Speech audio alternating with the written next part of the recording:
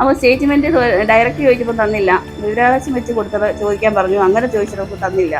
അവർ തന്നെ പറഞ്ഞിട്ട് ജോയിൻറ്റ് രജിസ്ട്രാർക്ക് കൊടുക്കാൻ. ആ ജോയിൻറ്റ് രജിസ്ട്രാർക്ക് കൊടുത്തു, എന്നിട്ടും തന്നില്ല. അത് 2 തവണ ചെയ്തു, ആവർത്തിക്കപ്പെട്ടു, തന്നില്ല. കളക്ടർക്ക് കൊടുത്തു, എന്നിട്ടും അതിൻ്റെ റിപ്പോർട്ട് തരുന്നില്ല.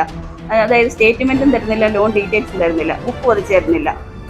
അങ്ങനെ ഇവരെല്ലാം റിജക്റ്റ് ചെയ്ത് വന്നപ്പോഴാണ് മനസ്സിലായത് ഞാൻ എന്താണ് എന്തോ സംതിങ് റോങ് ഉണ്ടല്ലോ എന്നൊരു ഡൗട്ട് വന്നാണ്. പിന്നെ ഞങ്ങൾ പല രീതിയിലും വക്കീലന്മാരെയും അങ്ങനെയുള്ള ആൾക്കാരെയൊക്കെ സമീപിച്ചു. നിലവിൽ ഇപ്പോൾ എന്താണോ നിലവിലെ അവസ്ഥ എന്ന് പറഞ്ഞാൽ ഇപ്പം നമുക്കുള്ള ഈ ലോൺ ഓംബുഡ്സ്മാൻ, ഞങ്ങളെല്ലാ കേരളത്തിലെ എല്ലാ ഇതിന്റെ ചെയർമാൻ, ബാങ്കിന്റെ ചെയർമാന്, സെക്രട്ടറി, മിനിസ്റ്റർമാരെ, നമ്മുടെ പിണറായി വിജയൻ എല്ലാവർക്കും കൊടുത്തിട്ടുണ്ട്.